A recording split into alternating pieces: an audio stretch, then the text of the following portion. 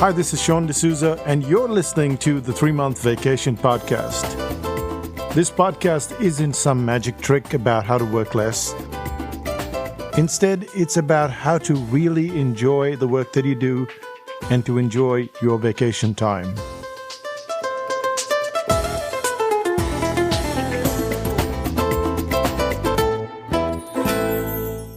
Hi, it's Sean, and you're listening to the 3-Month Vacation.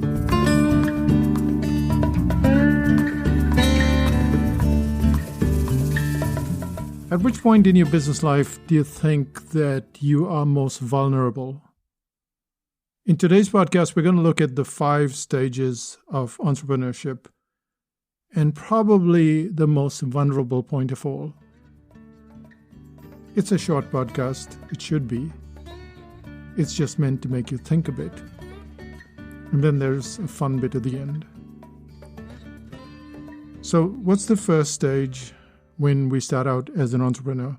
And you know that stage, that's the struggle when you're always trying to find work, trying to find clients, trying to do something. And you look around you, just like I looked around me when I got to New Zealand. And I wanted to find people who had already made it. So I looked at people like Dan Kennedy and Jay Abraham, and especially Brian Tracy, who I felt a special affinity for. I bought all of his CDs, yes, CDs and tapes and books. And that is the first stage when everything is a struggle, when we don't know anything. And yet we're trying to be the consultant. We're trying to be the people that someone should spend money with. Now, it might be different for you, but in all the years that we've been in marketing, I've seen a lot of businesses. And you can tell when someone is at the starting phase because they're always building themselves up to be bigger than they really are. But it's a struggle, all right. You just can't find clients. Then you find clients and then they're not such good clients. They make you run around. They don't pay you on time. And then there are the good ones, the ones that really make you feel like you're worth something. And that takes you to the second stage. And you know you're in the second stage because you start to get fussy.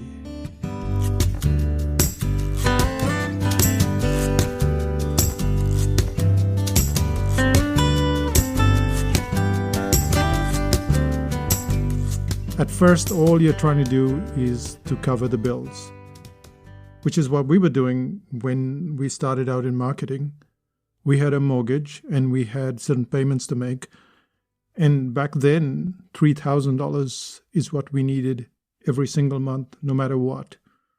So whichever clients came our way, good, bad, we would take them all. But once we got past that $3,000 mark, we started to get fussy. We started to look at which clients we could work with, which clients we would say yes to, which clients we would drop, which clients we wouldn't even take on in the first place.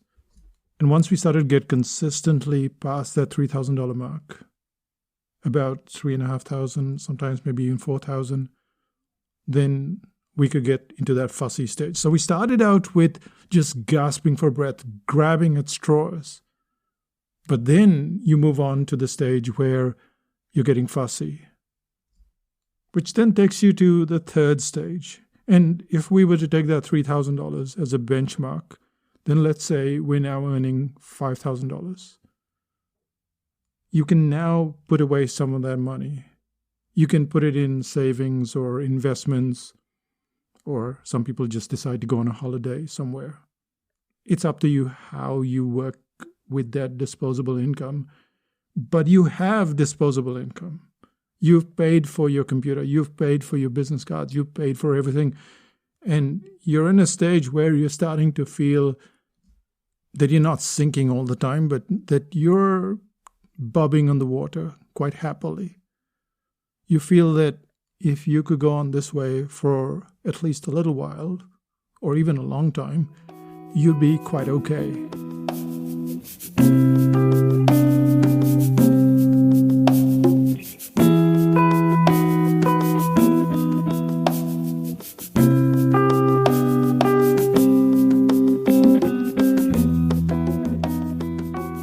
to think that this stage would last forever, but it never does, because you have to go to the fourth stage.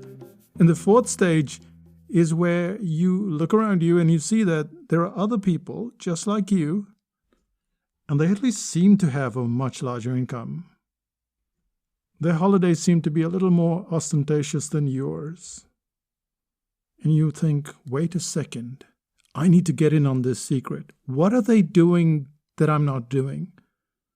And they also seem to be more famous than you. They seem to have more followers on Twitter or TikTok or wherever, and they seem to be more famous. And you want to be in that same spot. So you decide, okay, let me sign up for whatever it is that they're selling. Let me get into the inner circle. Let me figure it out as well. And then I can duplicate exactly, or at least close to exactly, what it is that they're doing. And so then I can get at least half their income or half the fame, and then work my way up from there. Which is what we did at Psychotactics as well. One of the big reasons why I signed up with Jay Abraham was because he used to have these events where he'd have 1,500 people in the audience. And he'd charge them, I don't know, $5,000, $10,000. Now, I know now that it doesn't matter. You don't have to charge so much and you don't have to have that many people. But back then, I didn't know any better. I didn't have any benchmark than what was being presented to me. But I still wanted to know how he went about things. And so we started spending quite a lot of money. At some point, we'd probably spent about $20,000. That wasn't for any consulting. That was just for books and courses. And then we spent some more. And eventually we stopped. But I moved on to other people. I wanted to learn how to create a membership site. And this was 5000 BC, which started all the way back in 2003. And I joined another membership site, which was run by Bill Myers. I learned how he ran the site. I wanted to know how he put together software, which was very rare back then. There were membership sites, but, not so many.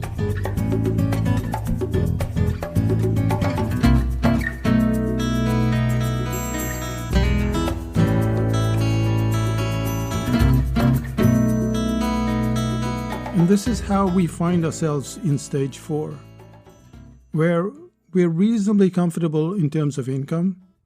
Our clients are not always great, but they're not bad either. We're picking and choosing clients. And now we're looking at ramping things up to be like our mentors, or to be like people that we admire, or just people who are more successful, who we perceive to be more successful.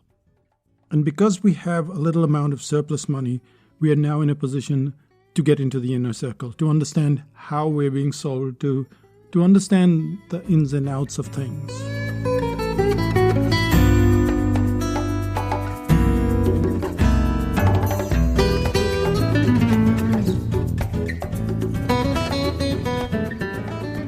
And this takes us to the 5th stage. By this point, you should be well set, but you're not. Because this is the most vulnerable position of all. When I ask clients why they started up in business, they usually don't say that they want to make $1 million. Those are the nutcases. The people that start up in business, they say that they have an idea, they want to promote something, they want to spend more time with their family, they don't like being in a job at the beck and call of somebody else. And everybody likes to be comfortable in terms of revenue, but that's not generally top of mind. But when we get to stage 5, we get to a stage of envy. Take, for instance, a friend of mine. He has a podcast. He started his podcast at approximately the same time as I did. I could safely say that his content is not worse or better than our podcast. However, by a series of lucky incidents and quite a bit of hard work, he started to get about 3 million downloads. And at that point, we had about 15,000, which is exceptional. We now have fewer, maybe 10,000 or 5,000 at times. But what started to bug me a lot was the fact that he had so many downloads, and I had, in my mind at least, so few. And we met at several podcast conferences, and one of the times he was sitting in the car, and he said to me, I'm kind of envious of you. And I said, why? I knew that he had way more podcast downloads than I did. But he said, well, you've got so much time. You paint and you draw, and you're seemingly always sitting at the cafe talking to people and taking pictures. And to keep my podcast going, I have to do a recording 3-4 times a week, and then lots of these promotions, and then I have to do interviews, so I have to get ready for those interviews and make sure everything goes right. I don't have as much time. And you spend time with your nieces, and I have a couple of kids, and I really would like to spend more time with them. So there I was getting envious about someone who in turn was envious about me.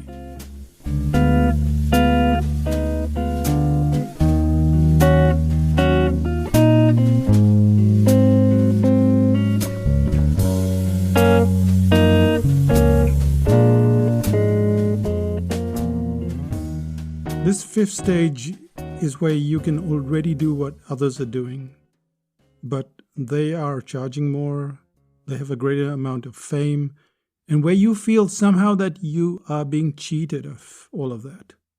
That somehow you deserve it more, or at least as much as they do. There is a great amount of envy in this stage. And for what? In stage 2, you'd already gotten control over your expenses and you were starting to put away some money. Stage 3 was even better. Stage 4, you improved even further. And now, envy? But that's normal. And that's because everybody on YouTube is seemingly doing better than you and I are. Everybody's more famous, and it's driving you crazy. And this is the part where you start to lose control over things. You want to make more money because it's fashionable to do so. You want to be famous because you think that's a good idea. And, you have to ask yourself, if you were starting up again, would you not rather be in stage 2 or stage 3 or stage 4 and be quite happy with it? That you didn't really need stage 5. I mean, it's a great place to be, where you are in a position to have time to be envious.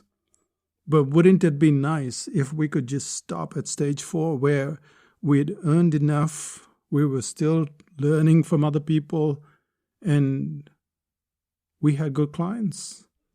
And we have lots of time to waste. Just sit at the cafe doing nothing, not doubling our income and trebling our income and all of that nonsense that we hear of continuously online. We don't really need to be famous. You have to be famous for a week or 2 weeks before you realize that you don't get any time to yourself. Everybody wants a piece of you. Everybody wants a selfie. Everybody wants you to be nice all the time. And you don't need to be nice all the time. You just need to be by yourself some of the time. So stage 5, with all that fame and all of that extra bit, that's the part that's most dangerous of all. You wouldn't think so, but that's how it is. It's a game of one-upmanship. And I think we'd all be so much happier if we just went stage 1, stage 2, stage 3, and stage 4 and stopped. Unfortunately, we'll all enter stage 5. And that's when you need to control things.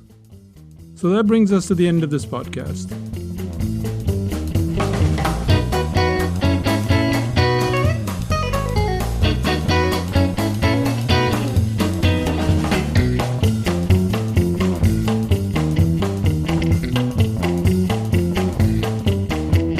What did we cover? Well, we went through all of the stages and found out that stage 5, where we're most envious about other people and we think that we deserve as much, well, you can't get only part of what they have.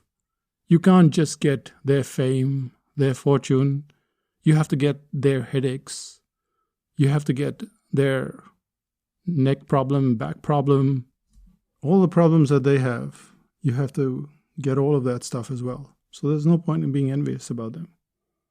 But of course we will be, and if you get over that, then things are cool. So that brings us to the end of this podcast. Let's find out what's happening in psychotactics land. On April the 27th, we have the article writing course. That's the home study.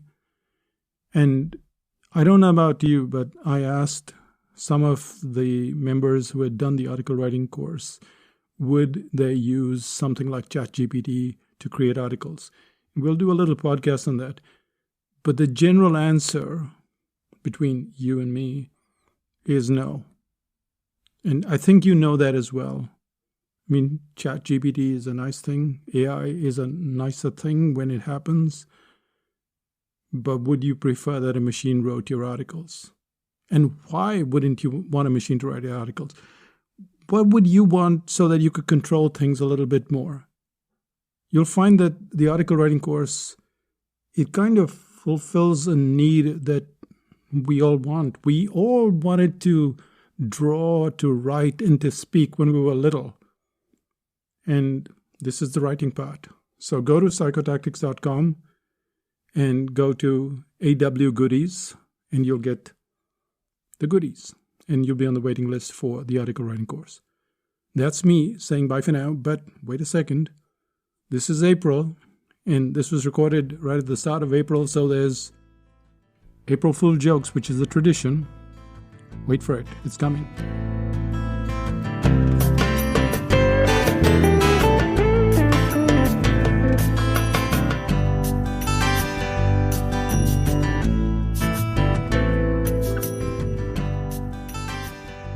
Still listening? Well, guess what I did for April Fool's Day? You may know it or not, but I've owned a Tesla for a couple of years. And way back in November last year, I got a loan car. That's because my car was out for repairs. Now, my car is blue, but this car was white. And I decided to plan for April Fool's Day in November. The plan was pretty simple. I was going to message all of Renuka's family and tell them that I'd got a new car. And I had photos to prove it. But something happened that made that whole situation even better. About a month and a half ago, Tesla sent an email because they had released the 2024 version of their car. It's an upgrade, like upgrading your software, I guess. The timing was perfect as well. They would deliver the car at the end of March, which meant it was very close to April the 1st. So that set the whole thing in motion. I sent out that email to the family, and then a couple of weeks later, I brought it up casually on Messenger, and that was that. And then Easter Sunday rolled along, and Renuka has this Easter egg hunt, which is mad and crazy, and people running around in all directions trying to find their Easter eggs. And at that point in time, my brother-in-law asked me whether I was going ahead with the upgrade. And I told him it was going to happen the next day. Now, the next day happens to be Monday, Easter Monday. And that's not a very convenient day because theoretically, or even practically, everything is closed. Everything closes here in New Zealand on kind of mid-Thursday, and then nothing really opens until Tuesday. However, I'd already taken the pictures from different angles. I looked at the new Tesla and the old Tesla and how they were different and made sure to hide any of the angles which showed that this was indeed an old Tesla. But there was one big problem, and that is white. I'm not the kind of person who would buy a car that was white. I'd probably go for red. I'd probably go for blue, which is what we have. But white seems a bit, well, not my style. The 1st of April came along, Easter Monday, very inconvenient. I had an alarm for around 10:30. And precisely at 10:30 I sent out the message. For a while, there was nothing, no response. And then it came in, congratulations, cool, very cool. But my sister-in-law, Audrey, she was not part of this conversation. She had been out camping, and she decided that I probably changed the color. Now, this is quite easy to do in AI these days. And I was kicking myself because I thought, oh, if I'd only done a video just going around the car, now that would have been more believable. Anyway, I decided to go one step further. I have this app called TripIt, and whenever we're going on holiday, TripIt will automatically suck in all the information that I get from all the hotels and airplane bookings and all of those bookings, and then it lays it out one after the other in that software. So you can see where you're on the 21st, on the 22nd, if everything aligns properly. Because the first April Fool's joke had kind of fallen flat with one person out of four, one person, I still wanted to go for it. I decided to create a fake itinerary in TripIt. And we're off to Portugal in a few weeks. And logically, the entire plan should have been just Portugal, Portugal, and more Portugal. But I decided to create a brand new itinerary. I named it France 2024. And then I put in actual hotels, actual flight numbers. I also realized that they wouldn't buy into us just going from Portugal to France. So the first week was France and the rest was Portugal.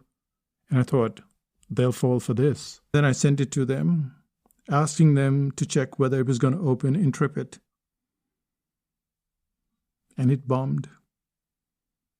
They were so busy with just camping or being out on Easter Monday that nobody bothered to look at the itinerary. I mean, maybe if they had been at the office and it had been a work day, they would have gone through it. But it was Easter Monday. It was a holiday. And so they didn't. And yeah, I still keep at it. We've been quite successful with April Fool's jokes before, but it gets harder and harder every year as their antenna goes up. But we'll be back next year again. I hope you had a good April 1st. I hope you pulled some pranks. I'll say bye for now, and I'll see you in 5000 BC. Bye-bye.